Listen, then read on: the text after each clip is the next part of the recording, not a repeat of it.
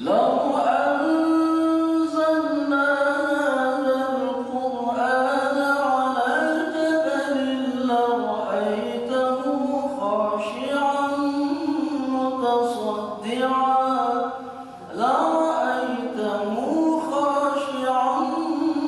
متصدعا من خشية الله وتلك الأمثال نضربها للناس لعلهم يتفكرون هو الله الذي لا إله إلا هو عالم الغيب والشهادة هو الرحمن الرحيم هو الله الذي لا إله إلا هو الملك القدوس السلام المؤمن المهيمن العزيز الجبار المتكبر سبحان الله عما يشركون هو الله الخالق البارئ المصور له الأسماء الحسنى يسبح له ما في السماوات والأرض وهو العزيز الحكيم الله أكبر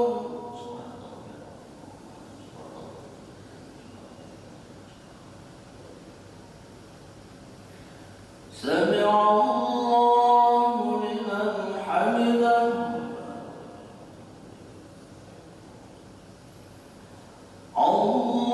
الله أكبر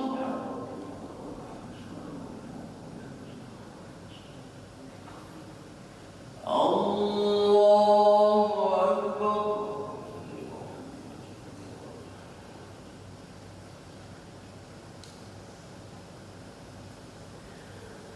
الله أكبر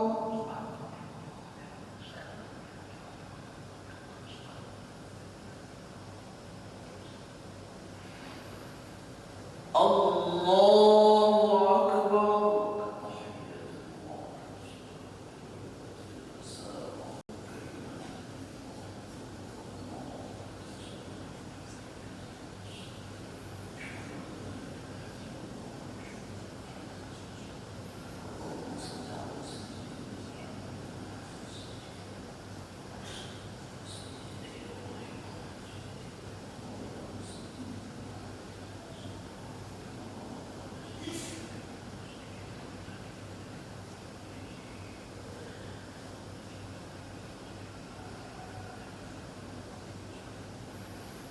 السلام عليكم ورحمة الله السلام عليكم ورحمة الله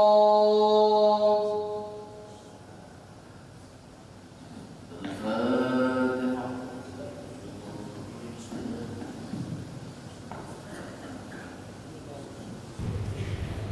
إياك نعبد ونستعين آمين يا الله يا رب العالمين الحمد لله رب العالمين اللهم صل وسلم على سيدنا محمد الفاتح لما أغلق والخاتم لما سبق ناصر الحق بالحق والهادي إلى صراطك المستقيم وعلى آله حق قدره ومقداره العظيم اللهم اغفر لنا ذنوبنا ولوالدينا وارحمهم كما ربونا صغارا ولجميع المسلمين والمسلمات والمؤمنين والمؤمنات برحمتك يا أرحم الراحمين اللهم اغفر أمة سيدنا محمد اللهم ارحم أمة سيدنا محمد اللهم استر أمة سيدنا محمد اللهم اجبر أمة سيدنا محمد صلى الله عليه وسلم اللهم اجعلنا دينانا دين النبي صلى الله عليه وسلم،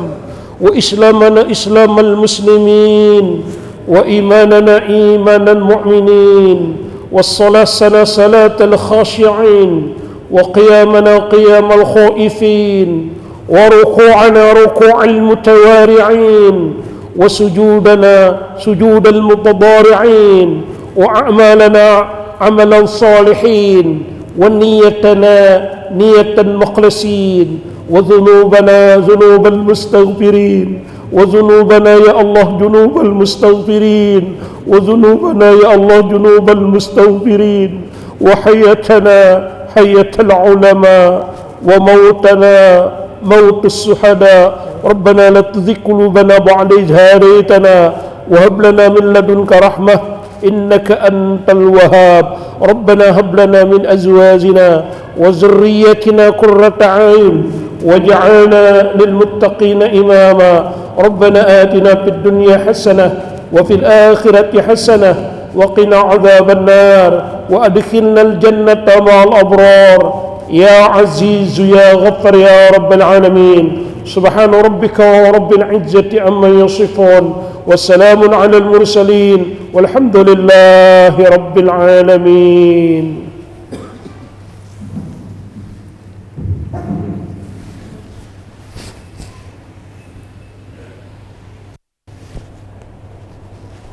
إن الله وملائكته يصلون على النبي يا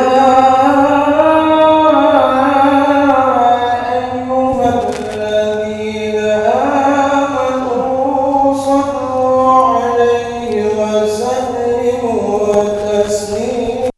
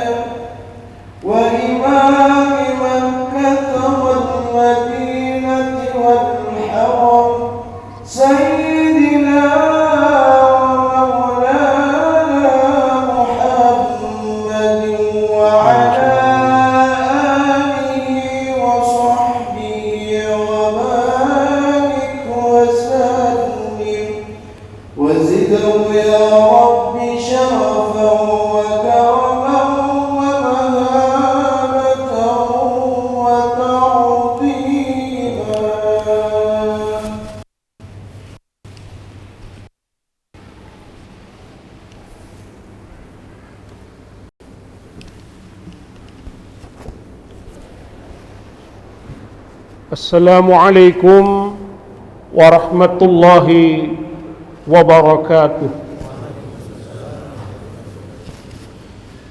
Ma'asyiral muslimin rahimakumullah. Inna yawmakum hadha la yawmun 'azim. Allahu wa syarrafahu wa 'azzimuhu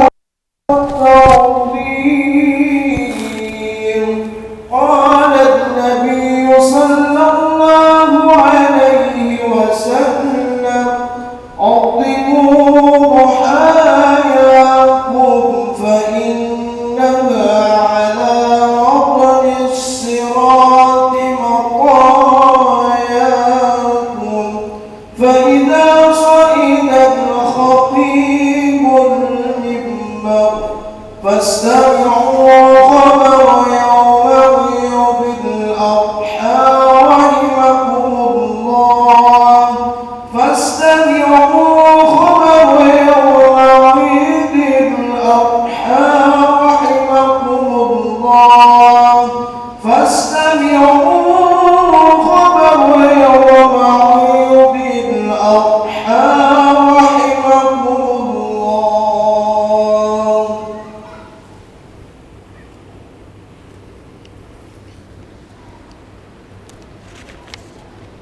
Allahu Akbar, Allahu Akbar, Allahu Akbar. Allahu Akbar, Allahu Akbar, Allahu Akbar, Allahu Akbar, Allahu Akbar, Allahu Akbar, Allahu Akbar, Allahu Akbar kabira, walhamdulillahi katsira, wa subhanallahi bukratan wa asila. La ilaha illallah wahdah, sadaqa wahdah, wa nasara 'abdahu wa 'azza jundahu wa hazzamal ahzaba wahdah. La ilaha illallah wallahu akbar, Allahu akbar, walillahil hamd. Alhamdulillah, alhamdulillah nahmaduhu wa nasta'inuhu wa nastaghfiruh wa na'udzu billahi min shururi anfusina wa sayyiati a'malina. May yahdihillahu fala mudilla lahu wa may yudlil fala hadiya lahu. Asyhadu an la ilaha illallah wa asyhadu anna sayyidana wa nabiyyana Muhammadan abduhu wa rasuluh. Allahumma salli wa sallim ala sayyidina Muhammad wa ala ali sayyidina Muhammad kama sallaita ala sayyidina Ibrahim wa ala ali sayyidina Ibrahim wa barik ala sayyidina Muhammad wa ala ali sayyidina Muhammad kama barakta ala sayyidina Ibrahim wa ala ali sayyidina Ibrahim fil alamin innaka Hamidum Majid. Amma ba'd, fa ya ayyuhal muslimun ittaqullaha haqqa tuqatih wa la tamutunna illa wa antum muslimun. Qala Allah ta'ala fil kitabil karim, a'udzu billahi minasy syaithanir rajim. Inna a'tainakal kautsar fasholli li rabbika wanhar inna syani'aka huwal abtar. Ma'asyiral muslimin rahimakumullah. Jamaah salat Idul Adha yang mulia, marilah kita bersama-sama meningkatkan takwa kepada Allah Subhanahu wa taala, mentaati segala perintah Allah dan menjauhi larangan Allah, terkhusus kepada diri khatib dan jamaah Idul Adha yang kami muliakan. Allahu Akbar, Allahu Akbar, Allahu Akbar, Allahu Akbar, walillahil hamd. Praktek kurban sudah dianjurkan Allah kepada Nabi Adam alaihissalam, yang dicontohkan kepada putranya Qabil dan Habil. Kemudian sejarah mencatat kepada Nabi Ibrahim Khalilullah dengan putranya Nabi Ismail alaihissalam. Setiap kurban yang dilaksanakan tentunya tidak bisa dipisahkan dengan cerita, khususnya Idul Adha yang dicontohkan kepada Nabi Ibrahim alaihissalam dan Nabi Ismail alaihissalam. Ma'asyiral muslimin rahimakumullah, jamaah salat Idul Adha yang kami muliakan, kisah kehebatan keluarga Nabi Ibrahim alaihissalam sebagai sosok seorang ayah yang hebat, Siti Sarah sebagai sosok seorang ibu rumah tangga yang hebat, dan Nabi Ismail sebagai seorang anak yang hebat. Inilah merupakan figur dalam membangun bahtera rumah tangga yang hebat. Allahu Akbar, Allahu Akbar, Allahu Akbar, walillahil hamd. Jamaah salat Idul Adha yang mulia, Nabi Ibrahim dengan istrinya yang tercinta Siti Sarah telah lama menginginkan lahirnya anak, menjadi buah hati, belahan jiwa mereka untuk menjadi harapan penerus keturunan dan perjuangan mereka. Dan kisah indah kehebatan pengorbanan keluarga ini rekam indah dalam As-Saffat, Al-Quran As-Saffat ayat 99 sampai dengan 111. Nabi Ibrahim berbicara dengan istrinya yang pergi munajat ke Palestina.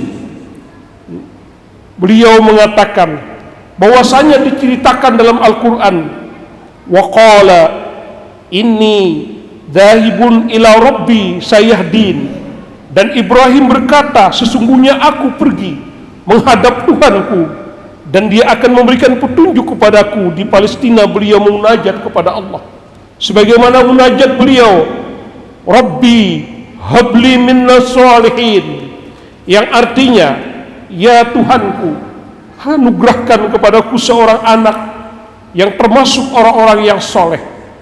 Munajat ini terus istiqomah beliau lakukan sampai manakala usia mereka sudah sangat tua.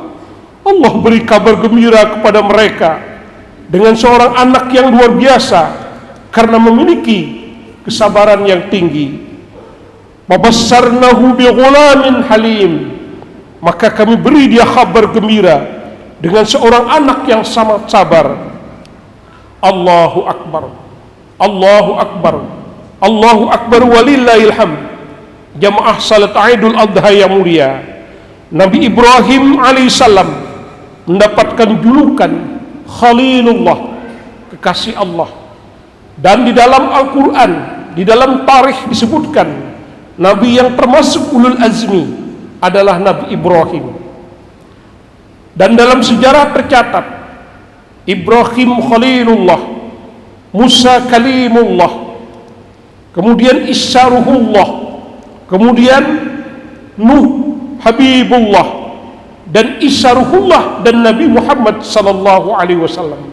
Semuanya adalah orang-orang yang terpilih, yaitu nabi-nabi yang digelar dengan Nabi ulul azmi yang penuh kesabaran dan ketabahan dalam memimpin umatnya. Ma'asyiral muslimin rahimakumullah, jamaah Idul Adha yang kami muliakan, Sarah mendapat ujian yang berat pada saat bahagianya meluap-luap dengan tumbuh berkembangnya sang buah hati Ismail alaihissalam. Menjadi remaja dengan keluhuran budi dan kesabarannya sungguh mengagumkan, menjadi penghias indah rumah tangga mereka dan menjadi harapan penerus keturunan dan perjuangan mereka, di mana Ismail telah mampu membantu usaha mereka. Falamma balagha ma'ahu sa'ya, maka tatkala anak itu sampai pada umur yang sanggup berusaha bersama-sama Ibrahim, datanglah perintah Allah Subhanahu wa taala untuk mengorbankan anak yang sungguh menjadi permata hati, belahan jiwa, namun demi taat perintah kepada Allah, walau yang paling disayang sekalipun harus dikorbankan. Allah seolah hendak mengingatkan bahwa anak itu hanyalah titipan. Betapapun mahalnya seorang anak, betapapun hebatnya seorang anak, betapapun bangganya kita kepada anak, betapa lama dan berat sekalipun mereka nantikan kelahirannya sebagai wujud cinta kepada Allah, Nabi Ibrahim alaihissalam tak memaksakan kehendaknya dan memutuskan perkara ini dihadapinya dengan ketinggian dan kesantunannya yang lembut. Dia membicarakan kepada anaknya Ismail alaihissalam, qala ya bunayya inni ara fil manami anni azbuhuka fanzur madza tara. Ibrahim berkata, hai anakku, sesungguhnya aku melihat dalam mimpi bahwa aku menyembelihmu, maka pikirkan apa pendapatmu. Allahu Akbar, Allahu Akbar, Allahu Akbar walillahil hamd. Jamaah salat Idul Adha yang mulia, kehebatan Ibrahim alaihissalam ternyata dibarengi dengan betapa hebatnya juga sang anak. Manakala disampaikan kepada sang anak Ismail alaihissalam, sungguh sang anak ternyata siap mengorbankan dirinya demi menjunjung perintah Allah, walau dirinya sendiri harus menjadi korban. Sebagaimana dilukiskan, qala ya abatib al-matu'maru satajidina insyaallahu minas sabirin. Ia menjawab, wahai bapakku, kerjakanlah apa yang diperintahkan kepadamu, insyaallah kamu akan mendapati aku termasuk orang-orang yang sabar.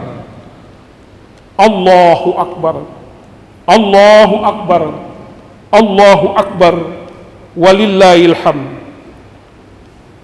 penunai salat Idul Adha yang dimuliakan Allah.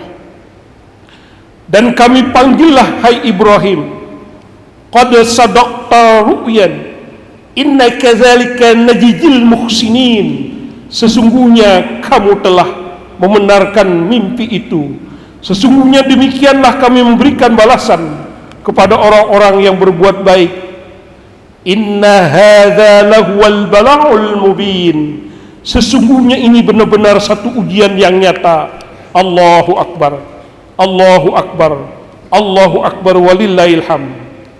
Ibrahim alaihissalam walau dengan menutup mata Ismail dalam melakukan penyembelihan, sungguh ternyata Ibrahim dinilai lulus dari ujian yang berat, dan beliau berhasil menunjukkan cinta dan menapak jalan mendekatkan diri kepada Allah sebagai bukti kemurnian dan ketulusan cintanya kepada Allah.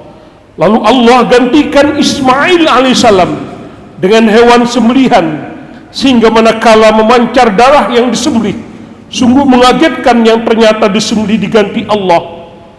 Wa padainahu bizihi azim, dan kami tebus anak itu dengan seekor sembelihan yang besar. Wa tarakna alaihi fil akhirin, kami abadikan untuk Ibrahim pujian yang baik di kalangan orang-orang yang kemudian. Salamun alaina Ibrahim, salamun ala Ibrahim, yaitu kesejahteraan dilimpahkan atas Ibrahim.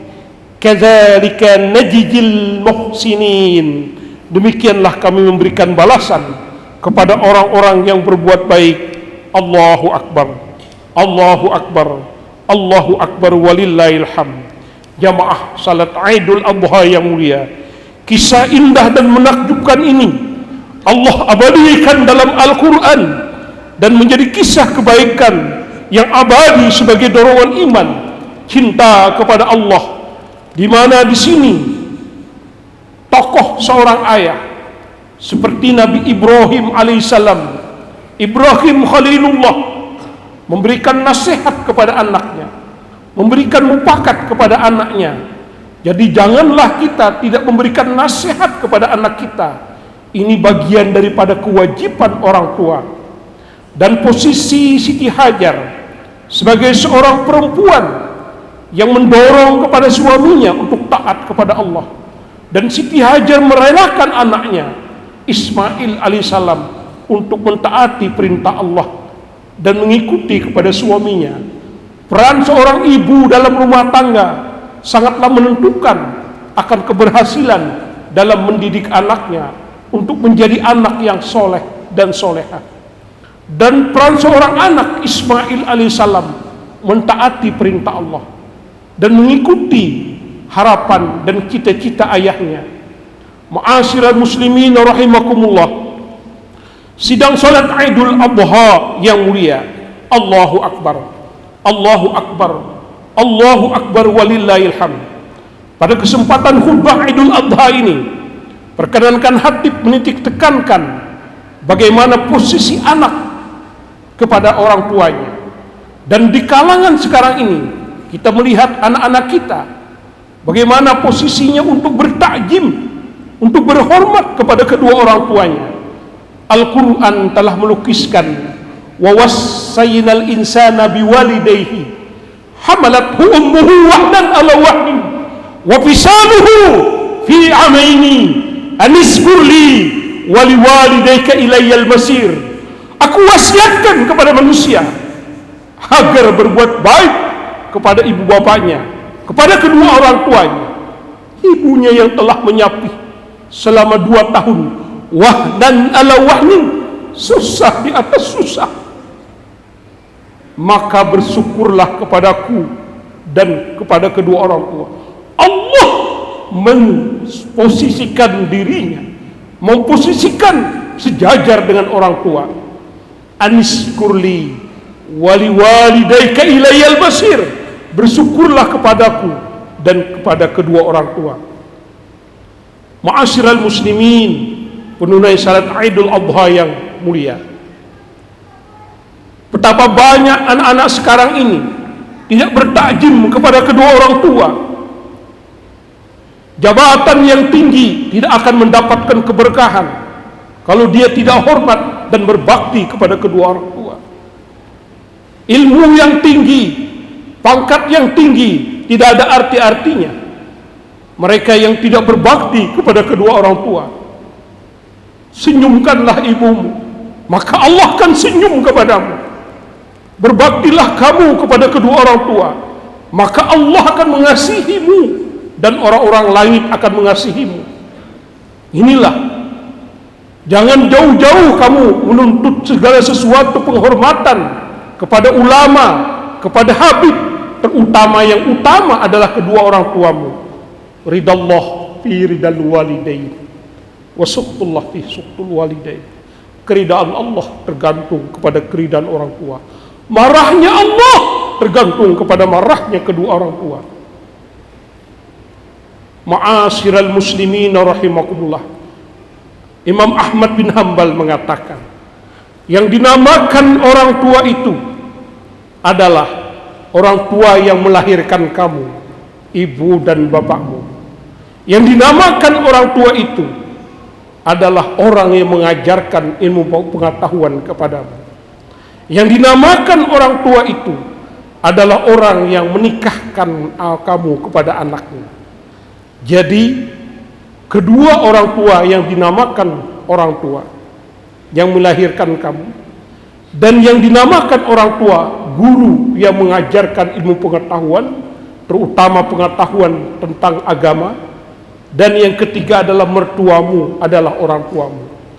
Ma'asyiral muslimin, penunai salat Idul Adha yang mulia, demikianlah khutbah ini. Semoga pengorbanan seorang anak untuk berbakti kepada kedua orang tuanya selalu mendapatkan keberkahan dan inayah dari Allah Subhanahu wa taala.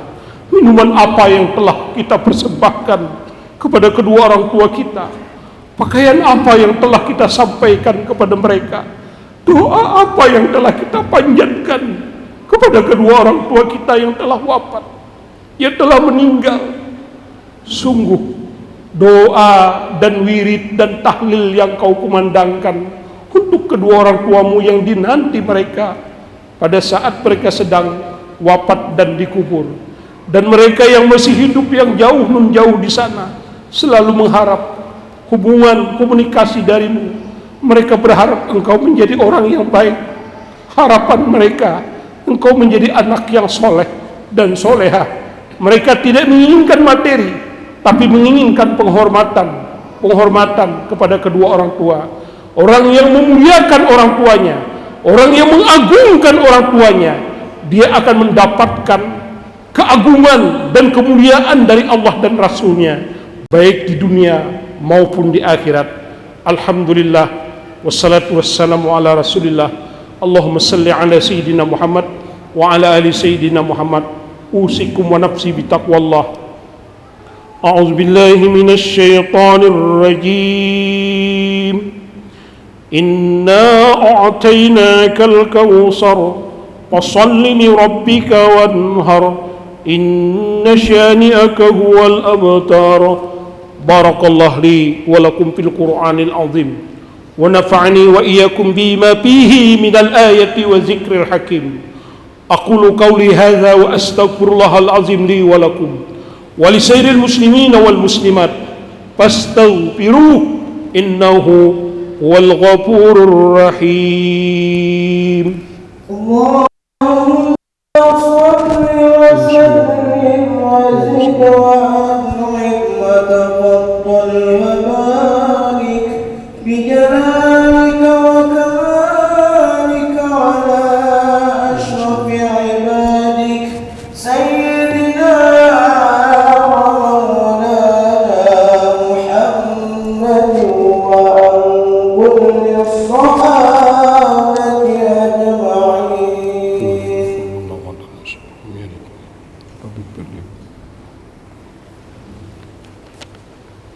Allahu Akbar, Allahu Akbar, Allahu Akbar. Allahu Akbar, Allahu Akbar, Allahu Akbar, Allahu Akbar. Allahu Akbar kabira walhamdulillahi katsira wa subhanallahi bukratan wa asila.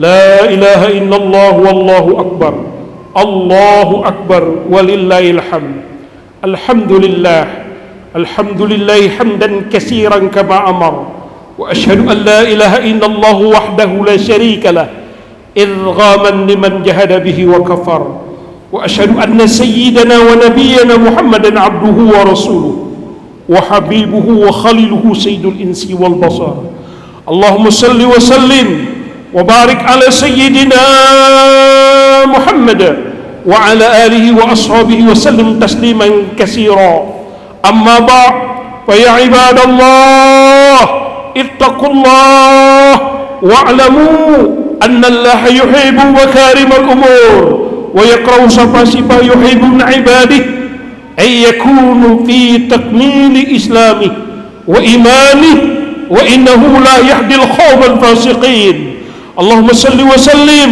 وبارك على سيدنا محمد كما صليت وسلمت وباركت على سيدنا إبراهيم وعلى آل سيدنا إبراهيم في العالمين إنك حميد مجيد اللهم اغفر للمسلمين والمسلمات والمؤمنين والمؤمنات الأحياء منهم والأموات إنك السميع كريم مجيب دعوات وقاضي الحاجات اللهم اغفر لنا ذنوبنا ولوالدينا وارحمهم كما ربونا صغارا ولجميع المسلمين والمسلمات والمؤمنين والمؤمنات برحمتك يا أرحم الراحمين اللهم اغفر أمة سيدنا محمد اللهم ارحم أمة سيدنا محمد اللهم استر أمة سيدنا محمد اللهم اجبر أمة سيدنا محمد صلى الله عليه وسلم اللهم إنا نسألك السلامة في الدين وعافية في الجسد وزيادة في العلم وبركة في الرزق وتوبة قبل الموت وتوبة قبل الموت وتوبة قبل الموت ورحمة عند الموت ومغفرة بعد الموت اللهم هون علينا في سكرة الموت ونجاة من النار والعفو عند الحساب اللهم اهدنا الصراط المستقيم اللهم اهدنا الصراط المستقيم اللهم اهدنا الصراط المستقيم صراط الذين أنعمت عليهم غير المغضوب عليهم ولا الضالين ربنا لا تزغ قلوبنا بعد إذ هديتنا وهب لنا من لدنك رحمة إنك أنت الوهاب ربنا هب لنا من أزواجنا وذريتنا قرة أعين واجعلنا للمتقين إماما ربنا آتنا في الدنيا حسنة وفي الآخرة حسنة وقنا عذاب النار عباد الله إن الله يأمر بالعدل والإحسان وإيتاء ذي القربى وينهى عن الفحشاء والمنكر والبغي يعظكم لعلكم تذكرون فاذكروا الله العظيم يذكركم واشكروه على نعمه يزدكم ولذكر الله أكبر الله أكبر الله أكبر الله أكبر الله أكبر ولله الحمد